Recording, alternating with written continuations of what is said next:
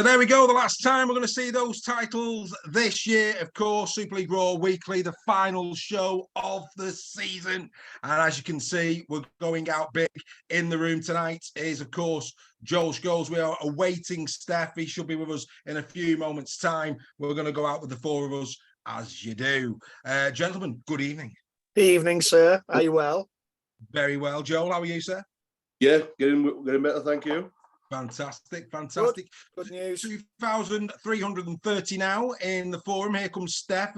Better late than never. He's about to just slide into the room any moment now. So wait for Steph to come in, and we can all say good evening to Mr. Sale. Breaking news: George Williams has had his two-game ban upheld by the disciplinary panel. Upheld. Yeah. So There we go. Well, there you go. So needless to say, Mr. Wayne's influence not as much as we would have thought. Steph is joining, but he continues to join. So I don't know what's going on there. Big show as always, going out with a Pat one yet again this evening. We'll get Joel in the house, but Steph as well. I'm going to have to keep up here tonight. I'm used to having 3, not 4, so this is going to be interesting to say the very, very least. Right, gentlemen, let's get straight into it. Happy with this, I would have thought. Happy with this. Of course, Josh Pulis, Young Player of the Year.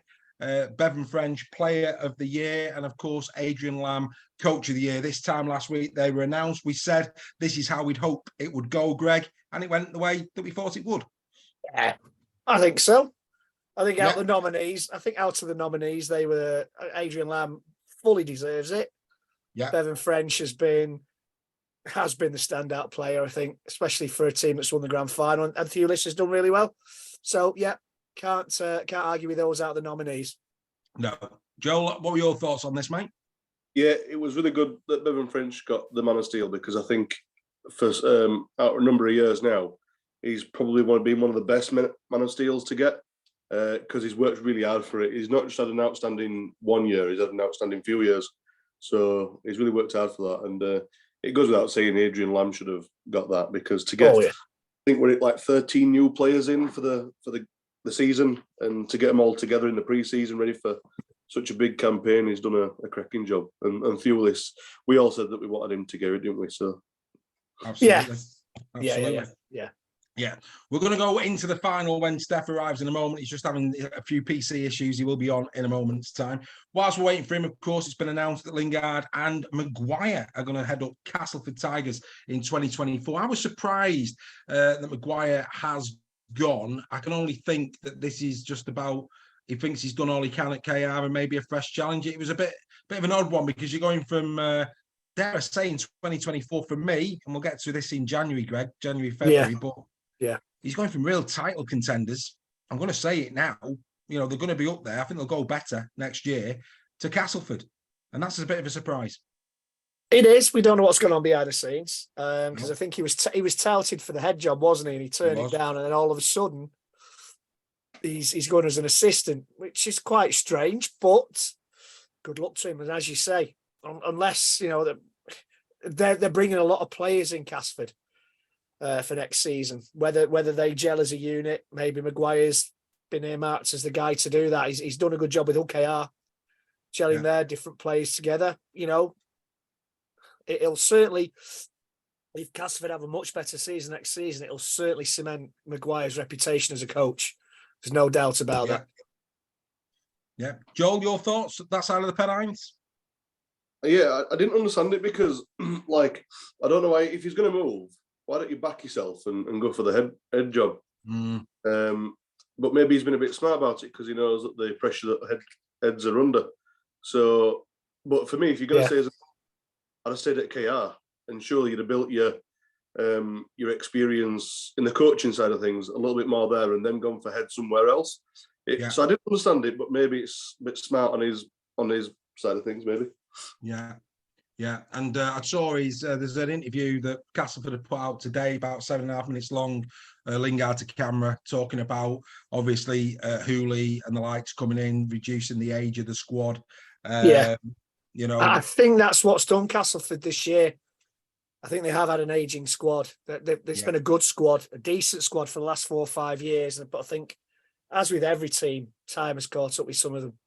Yeah. And, dare I say it, again, St Helens, I mean, Gary Schofield in his column this week was talking about this in terms of St Helens, the likes of Roby now, Louis McCarthy, Scarsbrook moving on. And we know probably in the next 5 years or so, there's going to be some, well, I say maybe I'm probably extending that a little bit for some of them, but, the likes of Wormsley he's not going to be there in 5 years' time. Johnny Lomax probably will have retired by then. So he was comparing and contrasting the Leeds team and the losses that they had over a short period of time with now what St Helens are going to have to go through. And I think the Saints fans will be hoping that they can navigate the choppy seas better than Mr. Hetherington and co. Well, yeah, Leeds have never really recovered, have they, from losing that generation of players? No. And you're right.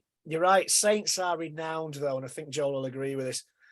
Saints are renowned for bringing through young talent. They don't rely on bringing other players in. That they will nurture their own talent and bring them through, and giving them a chance young as well, which is the Saints' way. It's that's the one thing I admire about St Helens is they back the youth, and I think more Super League teams should do that. Joel? I'd agree with that. Yeah, definitely. I think you look at the acquisitions of T. Ritson. I know he didn't come through at Saints, but to back a player who's come from not even Super League to as was the world champions, that's a massive move, and clearly they've got confidence in what the players can do, and I think that's what's made them such a massive club over the years. Yeah, no, absolutely indeed. I'm going to say a few hellos. David Wakenshaw, good evening. That's a new one. Adam Mags Maguire is with us. Kevin Smallman, Craig Rigby. He's saying thanks for the YouTube upload last week. He enjoyed those little ones down heading towards Old Trafford. Greg, Dave on the old YouTube. I kept out of those as much as possible. I couldn't walk in a straight line. Rachel Gallop is with us. Danielle Billingham is with us. Oliver Hodge and Mickey Sale. Mickey, I don't know what's going on with your Steph. He's having an absolute mare. Oh, here he is, right on cue. Oh, here he comes. Here he is. Is he? Second time lucky. Is he going to appear? That's the question. He's having big issues, isn't he, tonight, the lad? Hey! There we go. Is he there? I can't see him. Is he there? Yeah. I think so. We got a name. Here he comes. Here he is, connected to audio. Oh. And, ladies and gentlemen, we will be back next year for more Super League. Good evening, Stefan. Good evening, sir. How are you? You're all right. Evening, gents. Sorry. It's all right, mate. It's all right. We're beginning to panic. Right. As Wi-Fi just landed in Lee there, Steph. No, but my PC just crashed harder than Catalans did at the weekend. So happy days. Right. So now I've got you all then. So we've just talked about the Man of Steel. We'll keep the pace going. Talked about the Man of Steel. Obviously, Bevan French got it. I'm going to split this into two. In fact, I'm going to go three, actually. So first of all, Flair Man of Steel. The Flair Man of Steel. Who would you have had? The true Man of Steel. Who would you have had? And what I mean by that is a Man of Steel is the one who does the hard graft down the centres, down the middles. Who would that have been? And then three, whose breakout season was this for you? Who are you, of the new crop that are coming through, who are you most looking forward to seeing in 2024 to go again? So where am I going to start? Greg's looking nervous. I'll go with you, Joel. Go on, Joel. You look calm. So I'm going to go with you first. In terms of Man of Steel for Flair, who would you have gone if you were making that decision? That's a tough one, that, because there's a few contenders there, I think. I'm gonna have to think about that one. Right, this is going to go well, isn't it? Listen, sorry about that, but you froze there, Dave, so I haven't got a clue what you're talking about. Right, okay. So we're going to go with the Flair Man of Steel. Who would be your Flair Man of Steel? Who would be your real Man of Steel? Like saying, the toughest, the hardest, the one that you admired the most in terms of doing the hard stuff. And who are you most looking forward to seeing in 2024, the new crop, the new generation that's coming through? Steph, whilst you're ahead of the game, go for it. Who are you going with? Well, I think I'm going to go a bit boring. I think Flair's got to be French, as in he's just, like I've said a few times now, he's the genuine superstar in Super League. So he'd be my Flair one. Bit of Lee bias, but Amon for the hard meters and everything, I think has been unreal. Breakout, I'm probably going to say Miski. I think considering, at the beginning of the season, he wasn't, quite going, but then towards the end of the season, he's just gone to a different level for me. So it'd be amazing to see what he's going to do next year.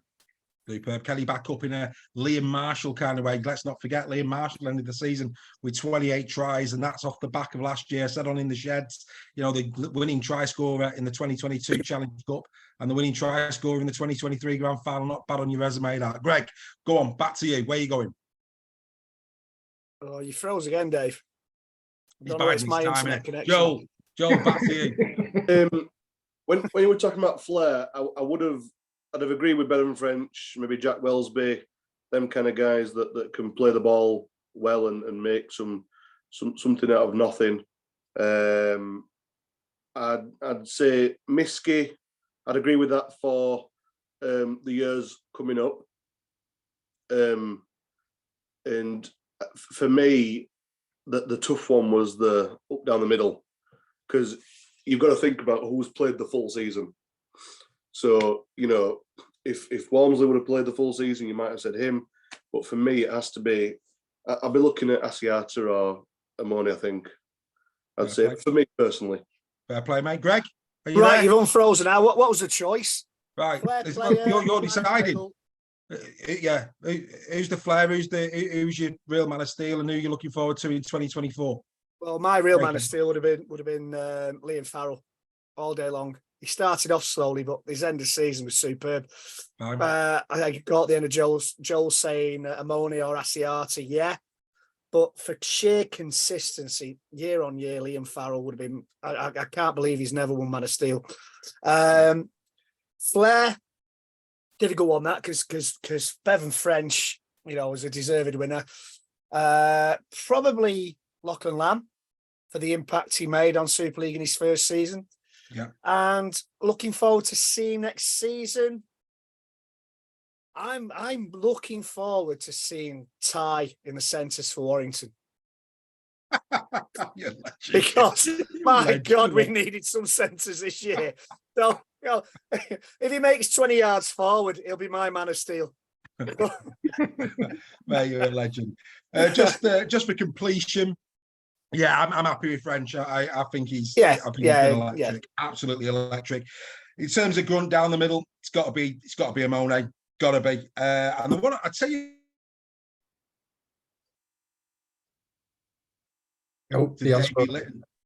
Davy Litton in 2024. I think he's had some really big games for Hull FC this year, so I'm interested to see what he can do next year. So Davy Litton for me.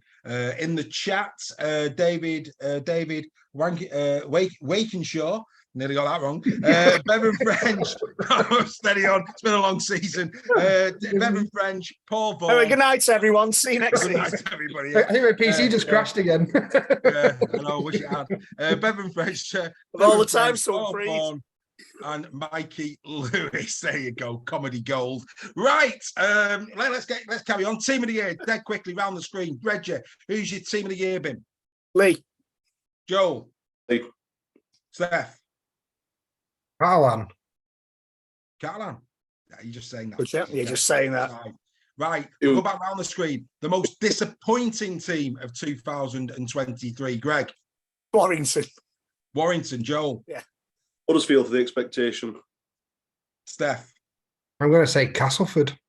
I'm going to go Huddersfield. It would have been Warrington, but actually, when you consider where Huddersfield finished 2022 in the league and their drop, Warrington did at least go up, albeit after 8 games. Should have done but better. the way they crashed and burned. I agree. But in terms of where they finished versus the prior year, I agree with you, Joel. We spoke at length. I was expecting better things from your boys. McDonald to Salford, in a sentence. We did this last week. In a sentence, Steph, McDonald to Salford. Superb signing. Joel. Yeah, that's going to be one of the signings that year for them. I don't see how they're going to get a bigger signing than that, really. Fantastic. Greg? Could be a better signing than Jackson Hastings. All I will say is whatever he took for homesickness, I want some of that myself when I was sick. I'll tell you what, he's got over it flipping quick, can he? Let's be absolutely fair. Davey, I wish you'd give it to half the Warrington team. Right, here was one absolutely out of left field after the final. Joel, start with you. Morgan Smithies to Canberra Raiders. Where did that come from? All those people are going to talk about now. Hey, well, yeah, especially Greg. Greg loves a bit of Morgan Smithies. You love Morgan, don't you, Reggie? Hey, you love him. Oh. Like a Must be brother. a Morgan thing on this show. Steph, what are your thoughts on Smithies to the Raiders? I think Wigan fans will be really disappointed to lose him because he's very highly thought of there, isn't he? The gutted, mate. The gutted. Maybe they needed to get a bit of wiggle room under that salary cap with all those signings coming in. So, is he going to get regular first team though? Like week in week. They must fancy him. I mean, that's come from nowhere. Whether that's, I don't know, whether Bateman's had a word in the air, and I know Bateman's not there anymore, but he was one. I don't know, but they tend to do well, don't they? Those types of players, and you can see Mikey Lewis doing well in Oz as well. The ones that have got a bit of grubby niggle to them, they always tend to do well down under. So I can see him doing quite well up there. Certainly a surprise, but. Good luck to him. That's all I can say. Good luck to him. You're gonna have to find a new person to love to hate next year, there, Greg. I don't hate anyone. I just say it as it is. Right, Cade Cust. Will he be at Castleford or will he be at Salford, Greg?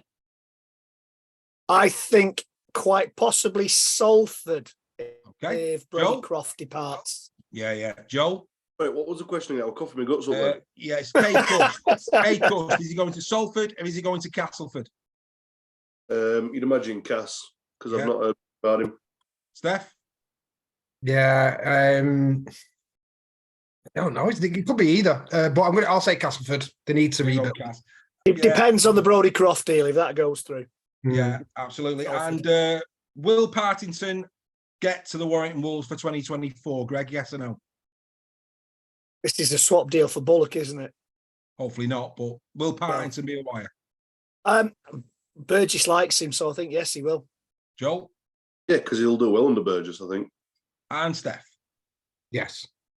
Fabulous. Right, that's enough of that. Now let's get to the grand final. So there's been a lot of people talking about the grand final, that it was a bit of a disappointment. I'm not so sure. I've watched it again. I thought the first half was exactly what a grand final should be. Two teams feeling themselves out. I mean, we had two really good games. We had the Broncos Penrith over in Australia, the game on Sunday between Toulouse and London. That drama was in that. This was about two teams that have been really tight all year, showing each other maximum respect, trying to win it down the middle. And that first half was absolutely bruising. I think both of them went into the game with the teams we expected. I said on In the Sheds, I'm going to start the highlights and we can talk around it. The 27 rounds. In the Sheds. If Greg, I'll come to you on this. Time again, would he have played Mitchell Pearce or would he have started Arthur Morg at fullback and Tompkins in the halves? I think we talked about this at length, haven't we? I think Arthur Morg had to start this game. Yeah. Leaving him off the field until 10, 12 minutes to go is just, I don't know what possessed him to leave him on the bench that long. No. Arthur Morg had to play. And the thing about this game, if this had been the NRL Grand Final, they'd be saying it was an absolute classic. Yeah. We seem to have a general downer on the game in this country for whatever reason. This is an NRL Grand Final. It goes down as a classic. Yeah. It was a hard fought one. It was a game for the purists, I think. A lot of complaints about the in-goal area at Old Trafford. Well, that's been said. That's been said for many years. And what I'm going to do actually, because there's a couple of, and I'll bring the other lads in a minute on this. But let's just start this again. First and foremost, this shot on Sam Tompkins by Liam Favell, was this a penalty? We're going to see it in a minute. On the day, I wasn't so sure, but when I watched this back on replay, actually, we've seen these given this year. That's clumsy. It is a penalty. It's what George Williams was banned for. Yeah. He's not wrapped him. He's pulled him to the ground. Joel, you'll be on that. All day long. It's a penalty and a sin binning. I rewound this a few times. I even watched it again today. For me, that was very reckless. That he should have known better. It was far too late, and there was no intent on a full-on tackle. It was just like a drag him down. Yeah. Yeah. Absolutely. Um, Steph, I take it you're in agreement on that? Yeah, it's very, very similar to the Matotia one on Ben Reynolds in the semi-final of the Challenge Cup. Similar kind of tackle late and round the head. So for me, going off the precedent they've set all season, it should have been a penalty at a minimum, maybe even a sin binning. yeah, I'll I go think it back was the in- same bidding. I agree with you all. Right, let's go back in reverse order. I actually said on In the Sheds, fair play to Liam Moore. I thought Liam Moore had a great game. I really did. I don't think he got any decision wrong. The one contentious one was the video ref and this. For me, that doesn't hit the line. That should have been a dropout. All day long. Your view, boys? It was quite obvious. That. There was that's never seen the line. That No. And it's quite evident when it hits field, his foot is on the line, therefore it's a dropout. Yeah, I thought that was of all clumsy. Speaking of clumsy, that tackle there from Kieran, we've got no arguments with the yellow card for that. No. Oh, there's McLaurin getting involved. No. It's a yellow card. Yeah. I thought that was really good of the referee. That I thought that was a cracking decision in it. And when he said you saved yourself by its shoulder going down, I thought that's great. That for a final, during the league, it might be a different story because you want to stamp it out. You don't want it to happen. But when it's a grand final, all cards are on the table. You're playing to win at all costs.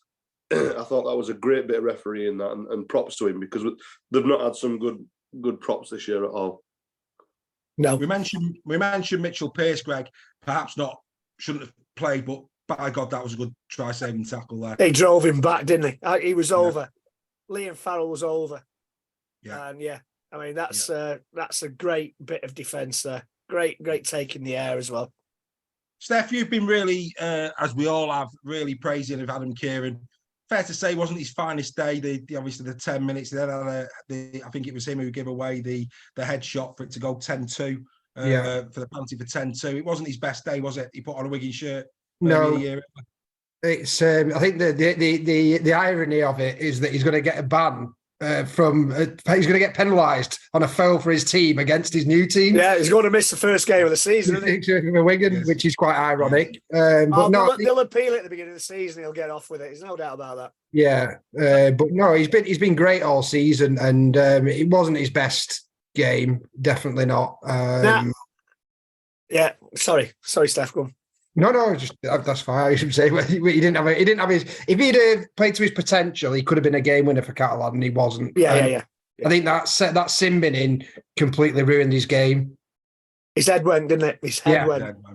I just paused it here because both I know why you and Kieran on his first one, God, they did the best to miss, didn't they? I mean, look how close that is. Oh, I tell you, dearie me. The thing we picked up when they're running back.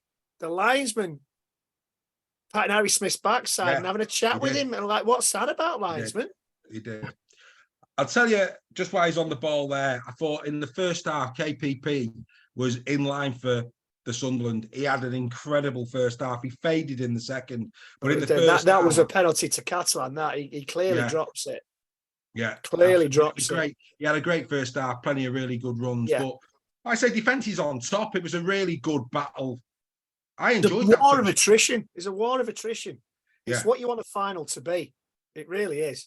Yeah, I agree completely. And, for the first 20, 25 minutes, lads, Catalan were in control.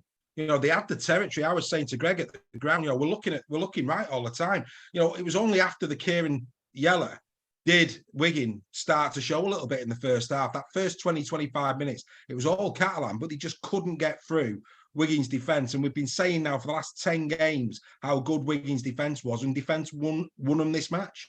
Oh, easy all day long, yeah. Finals always hinge on a decision or a big error by somebody, and that Kiernan one was the turning point in that match. You're absolutely right. Catalan were playing really well up until that point, and then Wigan's mindset as they do, and that's what got them to the end. Yeah. Joel, what was your view? So I had a bit of a take on this, and I've got a question if we've got time to even talk about it. But would you play a player who, in a grand final like this, where it's all on the line, when he's going to the opposition club next year, because, and the reason why I say that is, and a lot of people will say the professionals, they shouldn't be changing the game, but that for me was the worst game he played all season. I said it tongue in cheek, but you've gone for it there, Joe. Yeah, but it's true though, isn't it? Like, it was a bit obvious for me. That was the first thing I thought. And usually your gut feeling's pretty right, isn't it? And it was terrible. I don't think any player can go into a grand final with thinking about next season. He'll have wanted that ring just as much as any of them Catalan players. And I think You don't, so. Yeah, I think Kieran would have loved to have walked into bragging rights. BW next season with that grand final winning ring on his finger. I really do. I just think the occasion got to. I think the occasion got to him. Yeah, I think he was probably trying to make a point so much against his new employers that it just got to him. Yeah, I thought. John, this passage of play from Johnson, absolutely outstanding. And again, and there, look at watch. Who's this? Miski picks him. Miski tries to pick him up there, and then thinks, "Oh, I'll get a full game ban." Yeah, puts his hand on his shirt and then goes, "Whoops, not doing that." I think it's quality. Go on, Steph. Yeah, I was just going to say, just on that thing, it's highlighted to me how disappointing Old Trafford is as a ground now. It's awful. It literally is awful. Considering that was state of the art not so long ago, but it's player safety. That is ridiculous. That's a head concussion. Could be a HIA that he goes off. Yeah. I think we were talking about this before the game, weren't we? That it's did you not see Matty Ashton? Did you not see Matty Ashton early in the season go straight through the advertising boards at Warrington and stand back up again, my friend? Yeah, but it's those. The thing is, though, from a player safety point of view, I think everyone would agree those in goals are ridiculous. It's just crazy. So then we didn't have that problem like Magic at Newcastle's ground and stuff like that. It's just the way United's got the bull ring, what they call it, around it, and it's just not big enough for a rugby league pitch.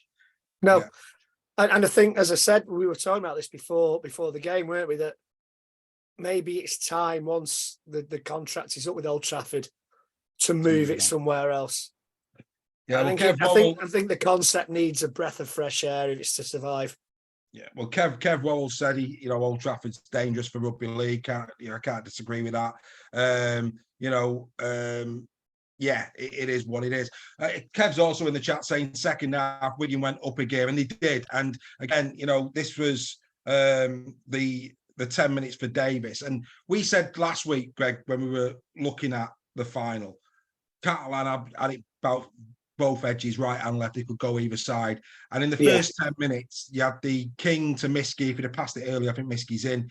But then had that as an opportunity. You then had the Bevan French one that was chalked off before the actual try. Wigan came out absolutely flying at the start of that second half, didn't they? But I'm not so sure this is a yellow card. It's a professional foul, mate. You can't do that. I don't know. It's a penalty because he sees him get up. He sees him get up, so he hits him. I'm not so sure. I think that was that was a mile forward of the two yellow cards. Of the two yellow cards, I think that was. Well, that one was. And that's a mile forward as well. Jeez. But I think the sin bin on that occasion was harsh. A penalty would have been good enough, I think. He's got to go for 10, mate. It's a professional foul. You just can't do it. I had no issue with that. No. He sees him get up. You know what? If he gets up and passes it and somebody goes under the sticks, it's a try. So why is it professional foul? That's my argument with that one. I think because he's so close to the line, it's try-scoring opportunity. It's allowing defenders to get back. I think the common sense there, the ref would have given the penalty and not a sin bin. But, it's all about opinions. It is, my friend. And, of course, that's the only... Joe, that's the only try, of course, of the game, Mr. Marshall. But I'm going to take this back to actually the widescreen on this. Your man, my man, Liam Fowler, all our man, really. Class, quality, consistency. Yeah. Watch Fowler. He's the lead runner. He goes through the line. And unlike many players, carries on playing. Now, look at him there, through the line, and he's still alive now. Now, that for me is the difference between Farrell and a lot of other players who play second row in the division. And the fact that he passes it out as well. He's got the awareness to pass it out. Most second rowers would have gone down in the tackle there. Yeah, that's Liam Farrell all over. That's the difference, and he backs up like a fullback. Yeah. That's why he scored so many tries in Super League. He's a second rower playing as a fullback in that role. Yeah, that's why he's the best. That's why he is the best. Yeah. Without shadow of a doubt. Joel, good try, mate. Did you enjoy that on the night?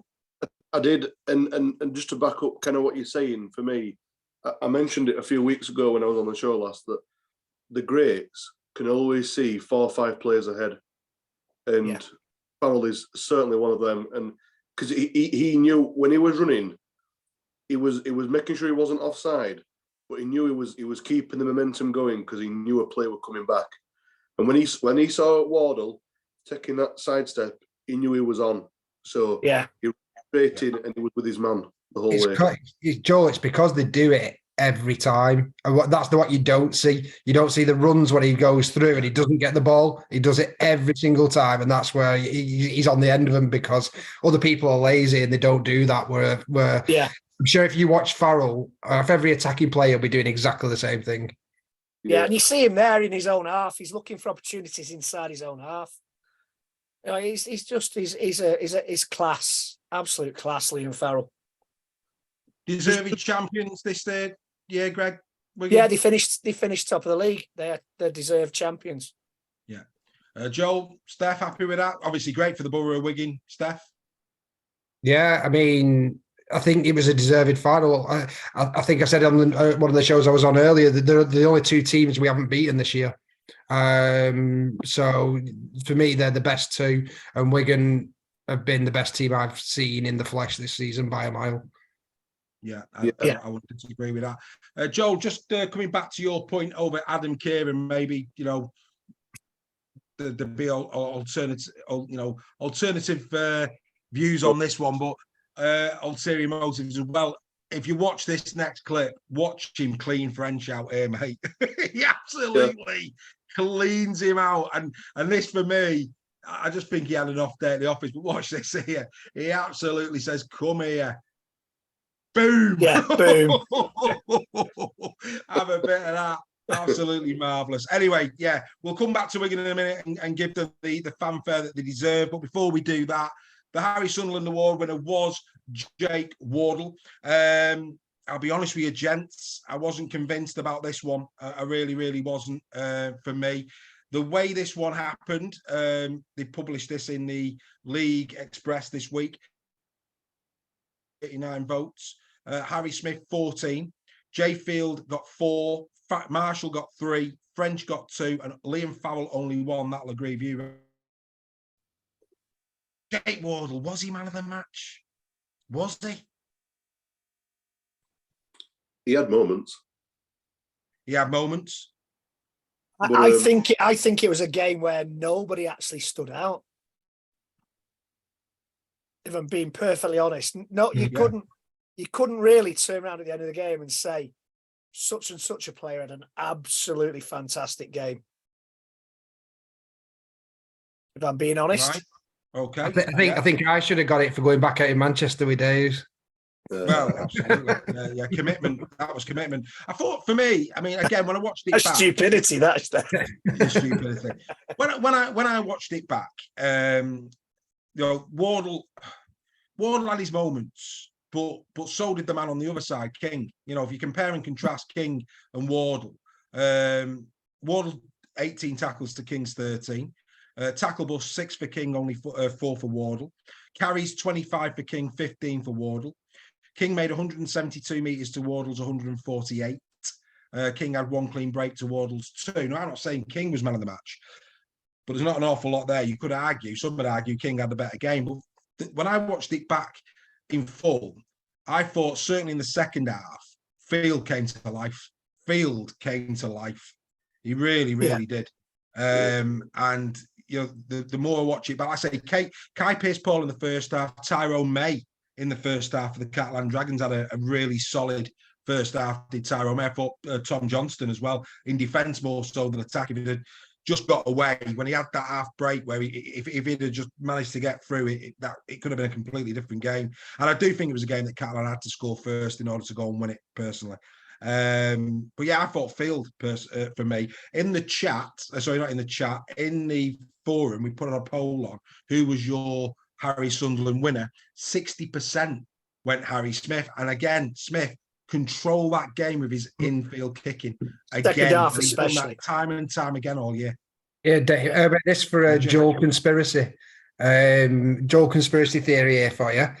How many times do you ever see a centre win the Harry Sunderland thing? So, and who's the sponsor of it? Betfred.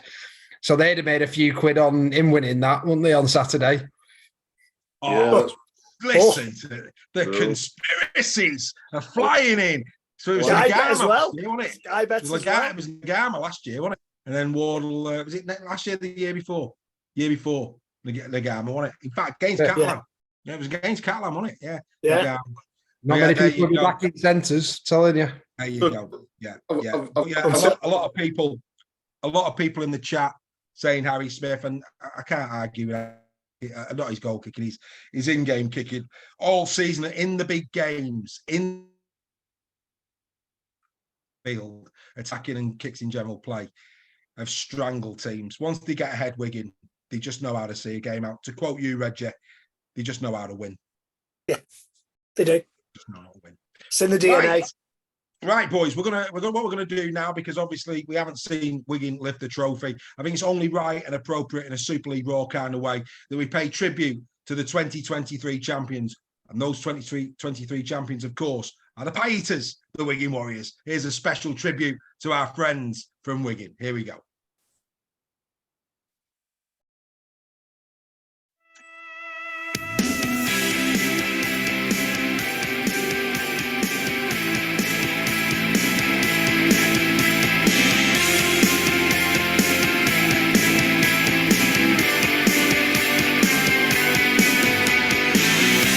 Toby King. Now a chip over the top. Here's Bevan French. He's going to kick for the corner. He is. Going to be a chance for Miss.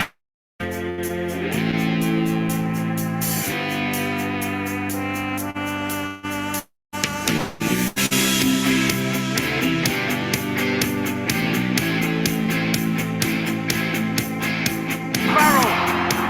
The ball reaches Toby King. King. Oh, Smith. Here's Bevan French. Across the field, French opens him up, and Farrell gets the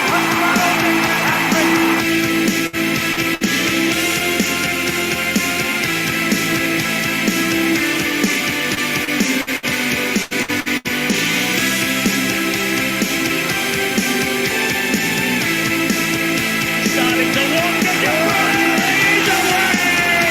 Big money paid for the front rower!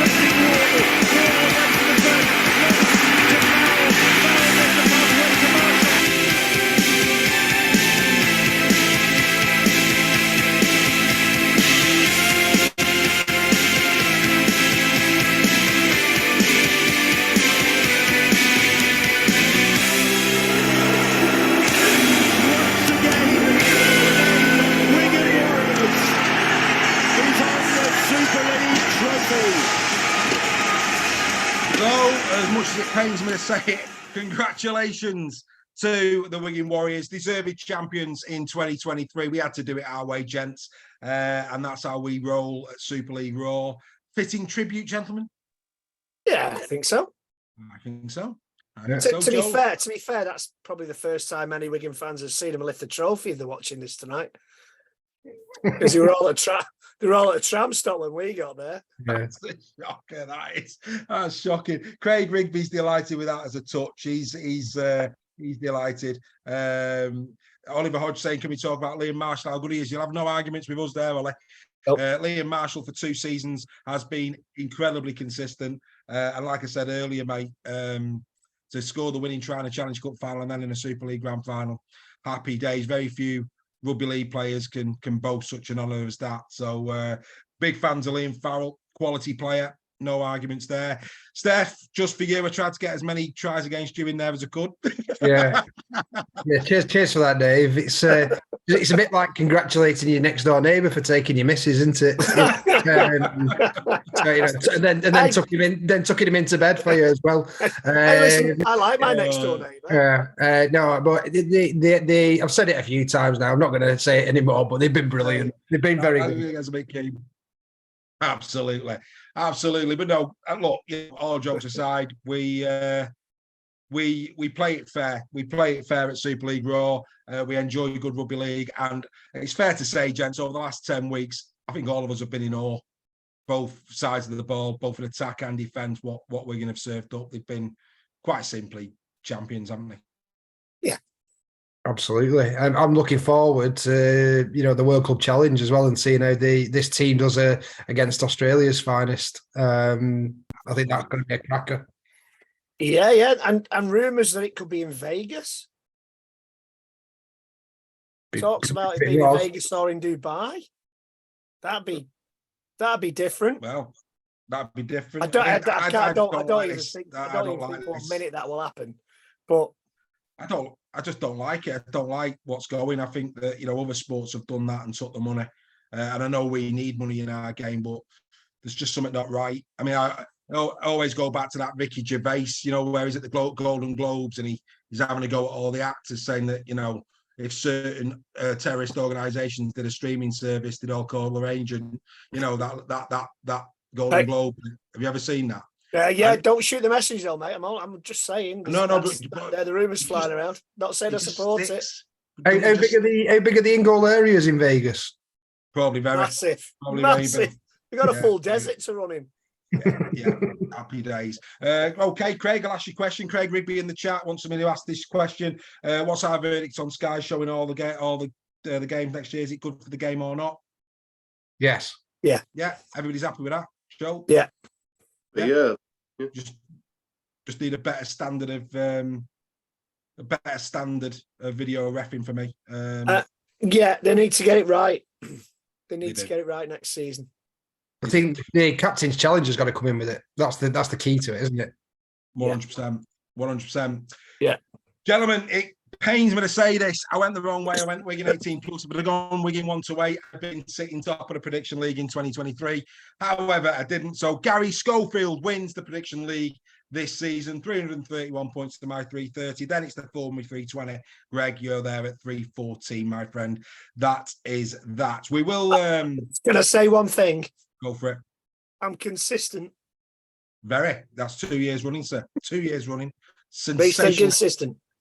Very, very consistent. Right, before we get back to Super League, because there's a couple of things we want to do to pay tribute to what has been a fantastic 2023 season. Before we do that, the squad has been announced for the first Test series this Sunday against Tonga. Gentlemen, I'm sure you've had a chance to look over this. So what we'll do here now, a quick look at this, and let's go through it. Who do we think's going to start? Fullback, Wellesby? Yes. 100%. Yeah. Wingers, it looks as though, it'll be Dom Young all day, and I would have thought Tom Johnston, based on the season that he's had, not Makinson. Would you agree? I would hope so. I would hope it's Tom Johnston, but it is Sean Wayne, so it could be Makinson. What's your thoughts, Joe? You're good with that? I'd like to see it that way, because if we're going to be going having a good campaign this time, we need to start as we mean to go on. So someone like Johnston has really put in the effort this year. I think he should get his due deserves. Steph, same, yeah? Yeah, I think Johnson's been outstanding. Makinson's been thinking, but he seems to have been carrying an injury for most of the season. So For me, you've got to go with Johnson over Makinson. The only caveat to all of this, gents, is that obviously they just had the grand final a week ago. Will that play a part? You know, I think he's probably going to have to take a look at how the likes of Johnston have come into camp based on the grand final. So that might change a little bit of this. But yeah, I think certainly on form, I think we'd be right saying that. And again, you're coming then into the centres. Toby King, no Wardle, which could only be injury, I presume. That's just, yeah, it can only be injured. Can only be injury. Harry Newman. Now, Sean Wayne has gone on record time and time again this season that Harry Newman will be nowhere near an England squad. And there he is. Yeah. I think that's probably because Herbie Farnworth is maybe injured. Absolutely. But then you look at Percival. Where's Percival? Injured. He's injured as well, is he? Percival's injured, yeah. Right. Okay. All right. It's an odd one for me. It's an odd one. You know, he's been talking about his temperament all season, and looking at what he's got. Unless he plays Ben Curry in centre, which I think he could do. I think he might put Curry at centre. It's going to be interesting to see. Is it going to be Newman? Is it going to be Curry? That's going to be interesting. Defensively, I would not put Curry at centre. Okay. Well, you could argue if you want 13 players on the pitch defensively, you wouldn't have Harry Newman on the centre. Well, exactly, yeah, but definitely not Ben Curry defensively in the centres. Definitely not. No. The thing is with Newman, though, is he going to keep his spot because he's so injury prone? Yeah. Well, yeah, there is that. I mean, hell of a talent, but hey ho, right. Then we go into the halfback positions. It looks as if it's going to be Mikey Lewis and Harry Smith. That's how it looks, unless he was to put Wellesby in there. But then who's he going to drop at fullback? Could put Ashton at fullback. Ashton at fullback. You know, Ashton's played fullback in his career. That's going to be interesting. But I'd like to see Mikey Lewis have it, especially with his latter. I mean, his latter season form. It'd be interesting to see Lewis as that little dynamic player alongside Smith, who we know can control the game. Yeah. Now we know Williams is out for at least 2 games. Yeah. I think, Lewis and Smith have to be the starting halves. Who's got the better kicking game, though? Because I've got a brain fart now.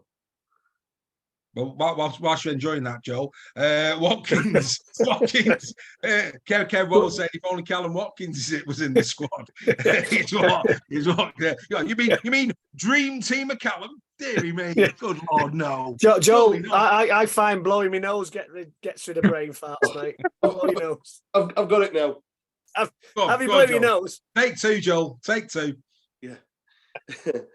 Newman is excellent. But is it good enough? The England squad.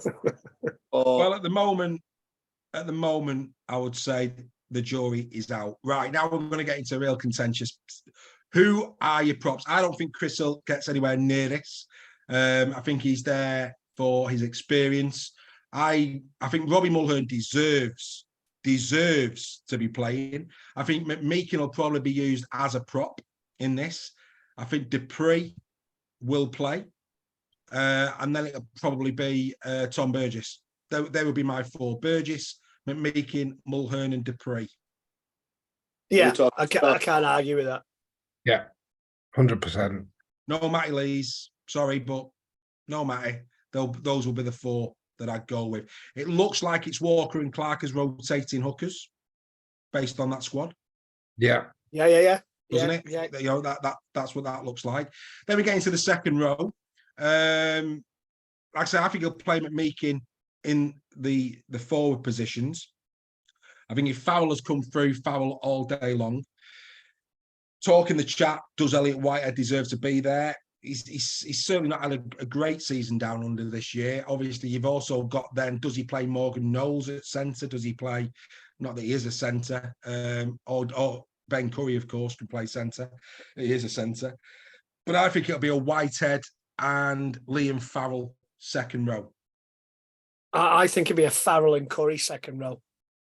Do you think Curry? Yeah. Yeah, I don't think he'll play Curry in the centres. Fair enough. Steph? Yeah, I think he'll go with Curry as well. I think he's been pretty decent, hasn't he? Back end of the season. Anyway, this year, he's just done a good job. Yeah, He's been steady this season. Yeah, Joel.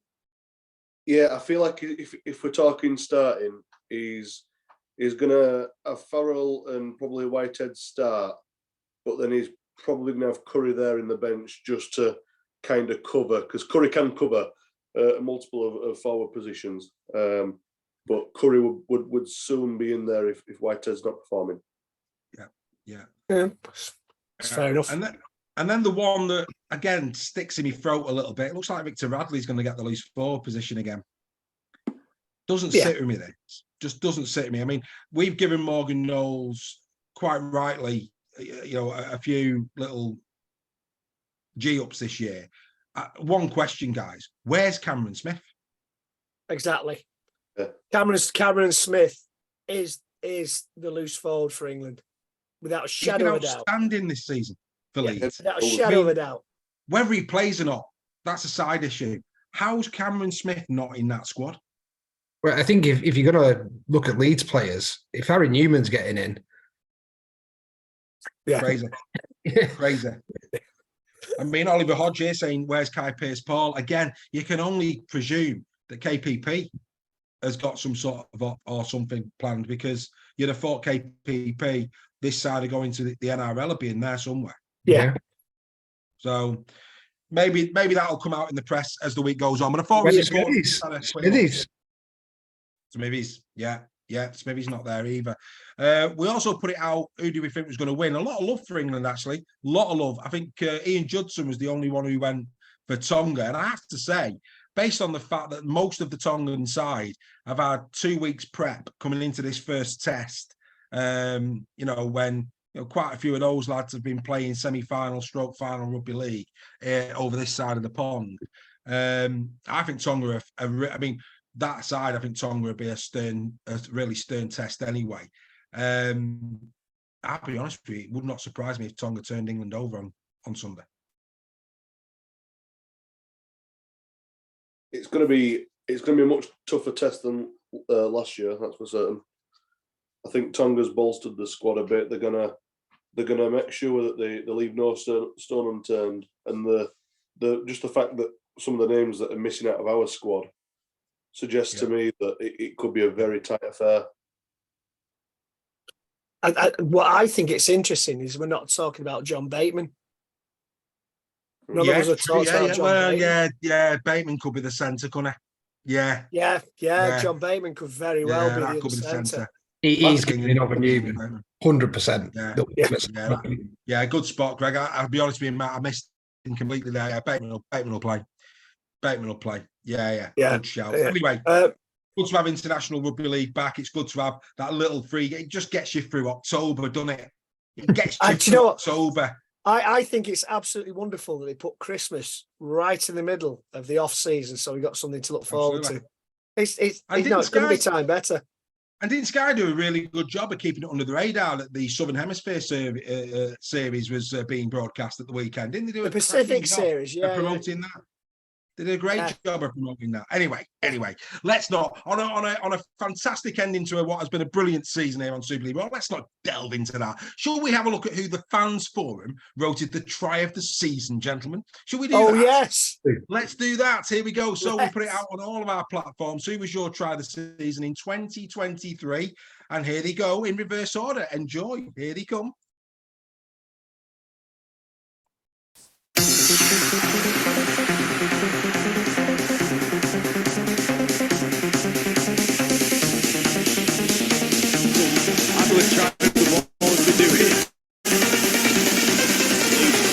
Giving it some width, and Nenny McDonald showing a bit of pace here. McDonald's got Myler inside him. Myler's been chased down. Here goes Hanley. Hanley, has he got the step? He certainly has. What a try that is from Leeds.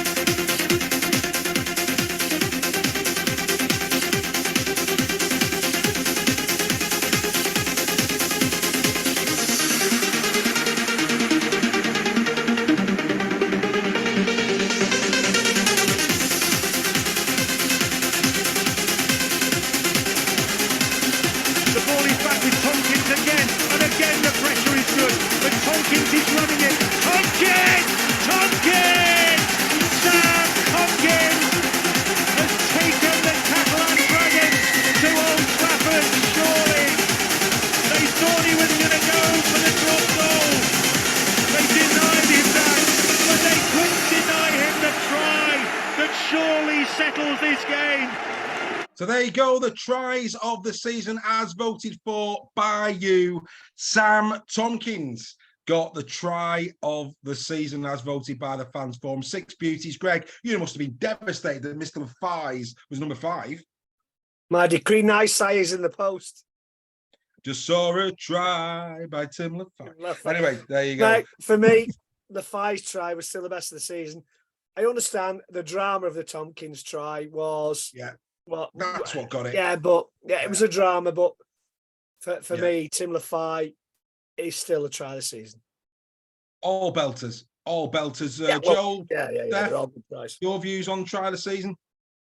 I think for me it was Duffy's, and with Sutcliffe in a close second for my one. So I get the Tompkins one, getting him to a grand final, and it was a good try. But as a rugby league supporter and seeing quality tries, I think they were my ones. Joe? Surprising hearing that, to be honest with you. For me, mine was Sam Tompkins, but it wasn't because of the occasion. It was because of the actual try itself. I thought the nous he had to do that step back, spin round his old classic, and then do his finisher as well when he running backwards. You're making him sound like a Kylie Minogue dance move. No, the thing is though, I've not been I've not given him all the praises this year as we know, but I thought that try was just lovely. That was a really classic try. That don't get me wrong, it was a try. Yeah, box office on the biggest stage. It was box office. This one, absolute box office. Unfortunately for him in Catalan, it came a week early, but yeah, and of course, like I said last week, I thought the Sutcliffe one, the amount of hands that went through. That was at number 3, wasn't it? Smith, I mean, all 6 of them in their own right, good tries. But yeah, so Sam Tompkins takes it, and I'm sorry, Sam, but you can't be in next year's opening sequence because you're not playing anymore. So that's it. Sorry, contentious, but we can't have somebody who's not playing in Super League in 2024 on next year's title. So Sam, enjoy your moment in the sun. We might see it again one more time before we go off tonight. I am sure he's absolutely devastated. He will be. He will be. I had to send him a sympathy card, but he's okay. I believe he's got over it really. That's really all. As long as he's okay, I'm okay. Right. Before we trot off into a wonderful break, just thought we'd have a little bit of fun, the 4 of us this evening. I've put together what I considered, from a Super League Raw perspective, the top 10 games of 2023. So I'm going to walk you through them, and then we'll put the full 10 up on the screen, and you guys can say, did we get it right? Would you have put a different one in or not? So here they come, the top 10 games. Here they are, and I'll walk you through them. You don't have to go anywhere. So starting at number 10, this is probably is the one where we might have a debate on. But I went with Warrington against St. Helens in round 18. Cracking game, of course. Who can forget the Duffy try? Saints, of course, beating Warrington 24-20 in a game that at round 18 had the feel of playoff rugby league. That's the number 10. At number 9, we go to Magic Weekend, where to all logic, Leeds were going to walk away with a win, but back came a defiant Castleford Tigers to pip them 26 points to 24 in what was a really good game at Magic Weekend. At number 8, we go to Hull KR, and who can forget, we saw it in the Wigan montage. Seconds to go, Abbas Miski goes in to level up the game for Golden Point, and then Liam Farrell goes in for a hat-trick try to give Wigan a 26 points to 20 win in round 13. Game 7, well, it was a must-win game for Salford Red Devils on Channel 4, and that man Sam Stone there scored a decisive try in Golden Point extra time for Salford to win 24 points to 20 over the wire. Game 6, who would have thought it? Round 18, Wigan Warriors go to the Be Well Support Stadium, and again in Golden Point, Wakefield Trinity win 27 points to 26 in what was an incredible win and kept Wakey's hopes of Super League survival intact at that point. into the top 5, and of course the playoff semi-final between Saints and Catalan. That makes number 5 the Sam Tompkins try that we just saw. Of course, yet again, right at the death, 12-6 to Catalan. Game 4, Challenge Cup semi-final, Lee Leopards against St. Helens. Drama personified. Of course, who can forget that kick going, well, Greg and, well, Steph certainly can have had a couple of sherbets, but who can forget that ball just sailing across, and of course, Lee getting into the Challenge Cup final. Game 4, Lee against Saints. Game 3, the other semi-final. Wigan Warriors, Hull KR again, Golden Point. Brad Schneider sending KR into the Challenge Cup final in what was a great game, 11 points to 10 for the Wigan Warriors. At number 2, it was the World Club Championship game between St. Helens and the Penrith Panthers. Another fantastic game. Saints flying the flag for the European Super League over in Australia and winning 13 points to 12 again in Golden Point. And the game of the season, the Challenge Cup final, Hull KR against Lee, another Golden Point game. It had everything. It was unbelievable. Lee thought they'd won it. Back came KR. And then, of course, Lachlan Lamb securing the Challenge Cup for the Lee Leopards. They're the top 10 games. There they all are, side by side, gentlemen. Greg, I'm going to come to you first. Is there any game that lives long in your memory that you'd have put in the top 10? I think you're pretty spot on there. What I would do, I'd have the final and the 2 semi-finals, 1, 2, and 3. 1, 2, and 3. Yeah, I wouldn't have the St. Helens World Club Challenge in there simply because Penrith had a lot of reserves in the team. Oh, hey, nothing like making sure our state supporters come back for more next year. I speak the truth. In fact, at one point they had some guy in a pram being run down the ring with the ball in it. But I wouldn't have that there because Penrith didn't play. If Penrith had played a full team and Saints had won, then yeah. But I'd have the final and the 2 semi-finals. In fact, I would have the Wigan Hull KR semi-final above the final. I really would, because of the fact that nobody gave Hull KR a chance. Yeah. I'd have Hull KR Wigan, Lee St. Helens, and then the Challenge Cup final as my 1, 2, and 3. But I can't argue with that. Fair play. Before I come to yourself, Joel, Craig Rigby in the chat, Wigan away at Cats. No, mate, it was a blowout. Great performance from Wigan. Don't get me wrong, but this is from a neutral perspective. What games had us on the edge of our seats? That and every single. And I tell you what was a great game. The whole Castleford game where Hull were absolutely battering it, and then Castleford came back and lost by 4 points. That was early in the season. That second game of the season, that was a great game. Yeah, the whole KR League game as well. Charlie's try at the death. There was, I think, was it Wakey against Salford that was Golden Point 13-12 as well? Yeah.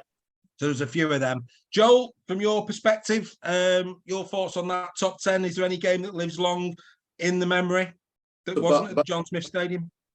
No, well, there was none. There was absolutely none. Maybe the John Smith Stadium. Maybe the first 10 minutes of the first game against Warrington, and then after that it was. Anyway, that's besides the point. So bar 2 of these games, these fixtures, I think they were all pretty much the game of the week. And they were all big games.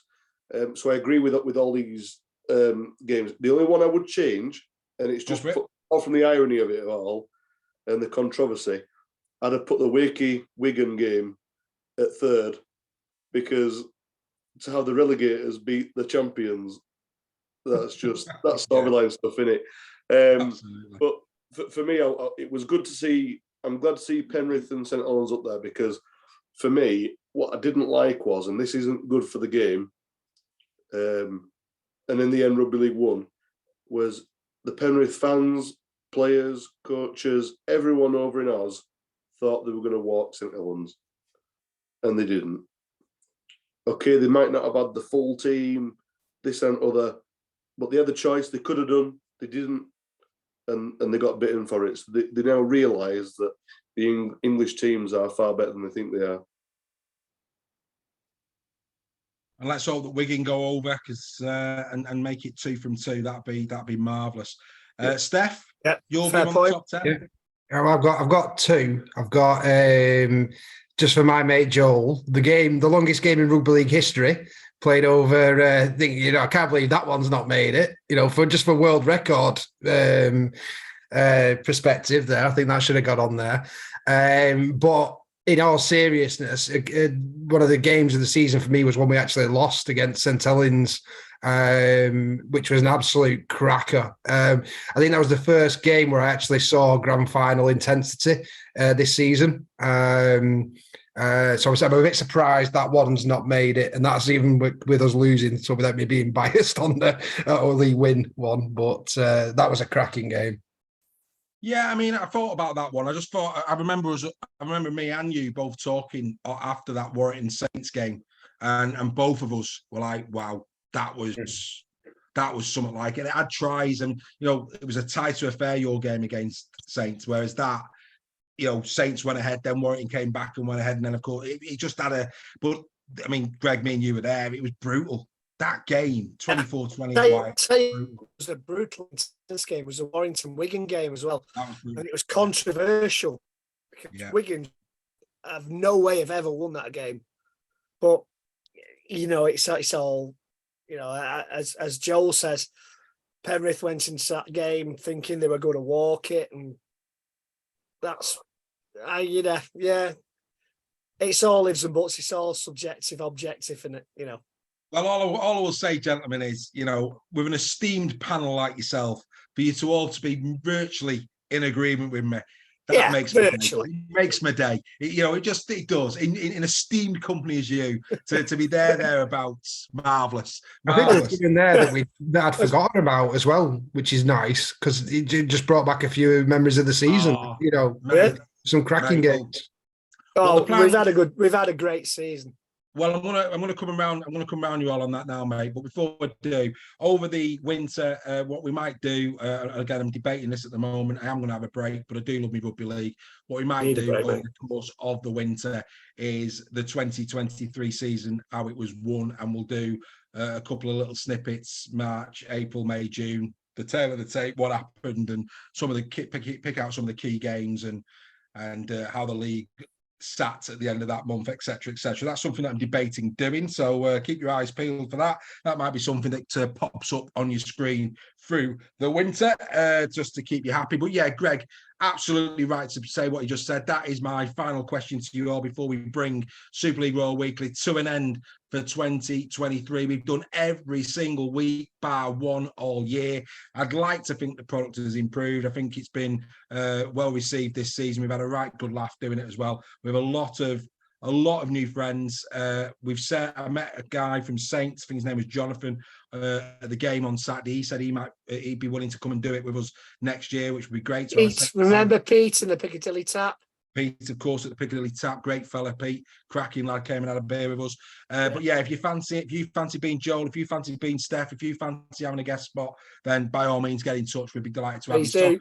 Please do. The final question to all of you before we wrap it up. We are going to go out Super League Raw style, as you would expect, nothing less, gentlemen. But before we do, in fact, Greg, I'll come to you last, sir. So I'll start with Steph. Steph, 2023, my friend. If you can, in a paragraph, sum it up. Well, it's been unbelievable from a league perspective, beyond our wildest dreams to get a trip to Wembley. I don't think I think even the most staunch League fan wouldn't have thought that would have happened. To get playoff rugby league in our first season as well. The amount of records as a club we've broken, our own individual records and stuff. It's just been absolutely outstanding. But I think outside of the obvious League one, from my perspective, I think it's just been an outstanding rugby league season. And I think even one, we've not even mentioned it, but I think it's a really important one because they are a Super League club now, is the London win over Toulouse at the weekend. Biggest shock of the season, I think, pretty much right up there is Featherstone not making the grand final. Everyone thought that they were shoo-ins for Super League next season, and the implications for Featherstone could be massive off the back of that as well because of the financial commitment. But I want to just a big tribute to my mate Mike Eccles, who's a Lee lad, who I think has done an absolute. It's up there with Adrian Latham in terms of coach of the season for me. Was it 10 games? Did he come in after 5 games? Was it 5 games? Yeah, Michael. Just so everyone knows a bit of perspective, Michael was a strength and conditioning coach at Salford, and then he went down to London doing the same job, and he's just kind of fallen into it because of the way things have happened down there. And he's a fantastic coach, and to do what he's done with that squad, they've just come from nowhere. I don't think any Championship fan would have said London were going to be in Super League next season. So I think he deserves some massive raps. And I think at the awards as well, London cleaned up in terms of Coach of the Year, Player of the Year and Young Player of the Year as well. So, I think they hopefully, I think, and they've got a great asset in the fullback. I don't know if you saw the game, but their fullback, I think he's Walker, I think he's called. He looks like a right player. So if they can keep hold of him for next year, he's going to be one to watch for next season. But yeah, massive congratulations to them, and I look forward to seeing them next season. So I know that was a bit longer than the paragraph. Well, I was going to say, who needs a paragraph when a chapter will do? But yeah, well done, mate. Yeah, happy days, absolutely. Happy days. And what we'd also do as well, in the spirit of congratulating London, let's congratulate the Wigan wheelchair team as well on their win. Absolutely. Yes, definitely. Which was fantastic as well. Joel, poor for your side this season, but so as a neutral, how sum up 2023, my friend?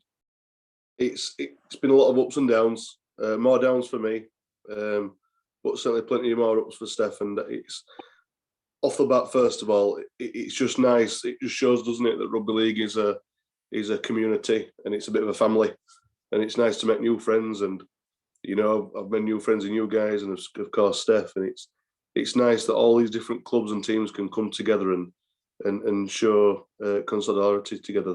Which is nice.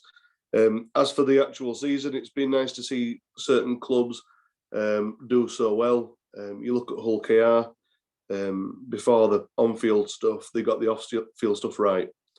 They got the crowd selling out. I'm sure they've probably sold out the season tickets for next season already. Places like Lee Sports Village. So just so you know, breaking news for everyone, Steph actually was late, not because of internet problems. He was actually helping his mate Derek out getting lights back on. But other than that, I was selling him houses, Joel. That was the problem. So you look at different clubs like Lee, what they've done. The build-up at the start of their game for this year was something that's not been done in a long time, and I thought it was a great, fantastic build-up for a wonderful year that we've had. And of course, we've got our own prospective clubs that we support, but really we're supporters of rugby league, and it's just a wonderful sport to watch. So the final was great, and people say it wasn't the best final. Maybe not for a neutral or who's not a rugby league fan, but it just shows, doesn't it, the grit and determination that the players have got, and hopefully we go on to bigger and better things next year. It can only get better for you, mate. It can only get better for you. So say that can only get better for us as well, I think, to a degree. Greg, to you, my friend. 2023. In a paragraph. Yeah, go on. Well done, Lee. Well done, Hull KR. Let's hope next season we have a new name on the trophy. Let's hope so. I'm going to say my last bit in a moment, if I may. So that's us for this season. Coming round then, gentlemen, say goodbye to your public until the new year. Steph? Yeah, thanks for an amazing season, I think. This show, I was introduced to it, just at the beginning of this season, and it's been a game changer for me in terms of my Tuesday nights. And I've also, made some great friends. It's been great speaking to some of the fans who come up to us at away games and stuff like that, recognised us from the show. But I think more importantly, like Joel said, you know, we've had some special moments this season, and it was really good to share that Challenge Cup semi-final with Reggie. That'll, you know, forever live in my memory. That one, it was very special. Great day. Likewise, entertaining you at the first Lee Warrington game, and the dancing after the Warrington match v Castleford will live long in the memory as well. But no, in all seriousness, it's been an amazing season, and I'm privileged to have been a guest on this show, and it's been a pleasure to meet you all. So thank you from the bottom of my heart. It's been brilliant. And likewise the other way around, mate, Joel. So I before this shows, I was watching this not last year but the year before. I got the tail end of it, and I was always watching it on YouTube. And one of the biggest things were, you know, you always give YouTube followers a bit of a shout out, and I was one of them. And I got Facebook because of this show. So if it weren't for you guys, I wouldn't have necessarily found this opportunity. So it's just a massive thank you, really, and the work that you put in, Dave. Like we only see a very small snippet, but we see even more than what the viewers do, and they've got to realise that the amount of hours and work you put in, and the graphs and the databases you've got, it's, you know, that doesn't come from someone who's just winging it. That's someone who really knows what they're talking about and puts the graft in. So, you know, all the thanks goes to you, Dave, really, for such a wonderful show that we enjoy. Absolutely, 100%. You're a top man, mate. Love it. And of course, my old mate of God, how many years now, pal? Too many. Lots of years, but mate, can I back up what Joel says, mate? You work so hard on this show. I provide the glamour as ever. You work so hard, mate. Hi, Candy. I am. So yes, I know. I'm fighting them off every game. But yeah, mate, you do an absolutely fantastic job. You've done a marvelous job this season. Total respect to these guys who've joined us every week. My highlight of the season, Steph with his granddad's name and number on the back of his shirt, and then he saw the number at the Halliwell Jones. That was the highlight of the season for me. To see granddad's name, Tommy Sale, on the wall of honour at Warrington with your shirt and his name on there was a wonderful, wonderful part of the season. Something I'll never forget. But yeah, Dave, you worked so hard for this, mate. So grateful that I'm involved in it. Cheers, mate. Cheers for Steph and Joel to be joining us, and it's been a great season this season to be part of. Definitely. You know, we started 3 years ago. Two mates just deciding, go on, we'll have a chat for an hour online and let's see if anybody watches us. And since then, it's just sprung legs and go. It's gone. I get to spend an hour with one of my best mates every week. Well, more than an hour now. It's about an hour and a half. and then I turn up. But no, genuinely, you know, me and Greg have known each other for years. We have a good bit of banter. We enjoy it. We're passionate about the game. And of course, yeah, you know, we've met through rugby league, yourselves, Joel, Steph. It's been an absolute privilege getting to know you. Not heard a lot of your family, met a couple of them, and I'm sure that'll grow over the years. But yeah, we want more. We're a rugby league community. We want more. It'd be lovely next year to see 6 people on the final show having a chat about the season that was and the way it goes. But look, that's it. That is Super League Raw weekly for a year. Don't go anywhere. We're going to go out Super League Raw style, ladies and gentlemen. There's a lot of nice words in the chat. Thanks each. Frozen. Calver, Craig Rigby as well. They're all in there saying some really nice things about, which is great. I could tell you what the lads have just told you. Sum up 2023. There's only one way I'm going to sum up 2023, and that is the way that we're going to go out tonight. And hopefully this gives you goosebumps as much as it does me. We've had an incredible 2023. Let's hope that 2024 delivers something just as special. Ladies and gentlemen, for the last time in 2023, goodbye from Super League Raw Weekly. Gentlemen, say ta-ra, and then I'm going to play us out. Hey guys, thank you so much for the support this year. Cheers. Here it comes, 2023 Super League Raw style. We'll see you in the new year. Have a lovely Christmas. All the best.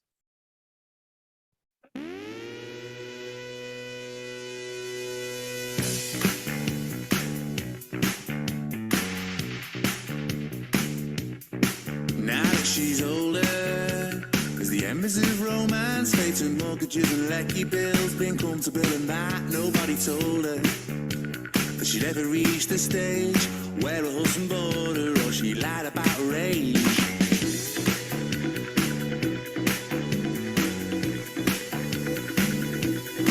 He's compromising, at least he's got a job for life. Across the field, French opens him up, French opens him up, and French and Farrell gets his hat-trick. Too soon if you're not living on the edge. You take up too much room. I could have been a contender. I could have been a someone. Caught up in the rat race. I'm feeling like no one. Could have been me in the papers, money and the girls. I could have been the heavyweight champion of the world. Magic! And Ollie Holmes will finish it off! Main ascension on its way! Being Bruce Lee, with the need for chops on a man at top, in all that great you see, and so he gave up.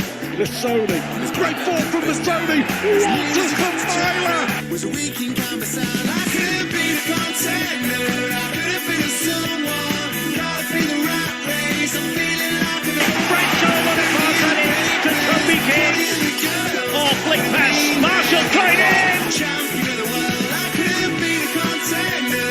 Could have been a someone. Caught up in the rat race. I'm feeling like no one. Bit me in the papers, money and the girls. I could have been the heavyweight champion of the world.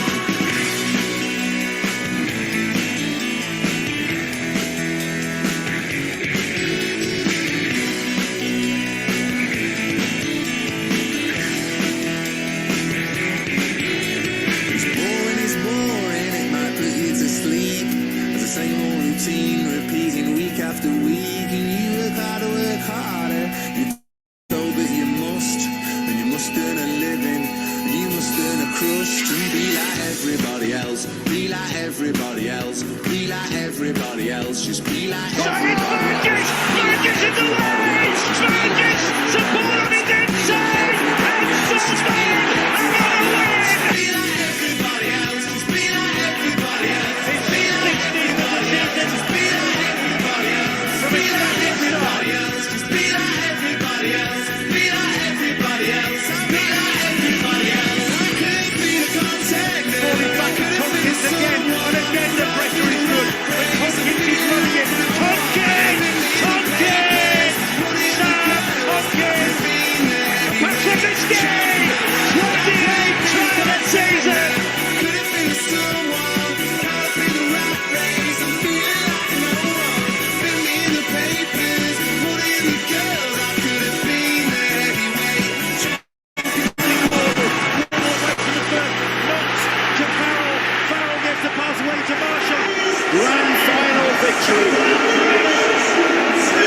Once again, the name Wigan Warriors is on the Super League trophy.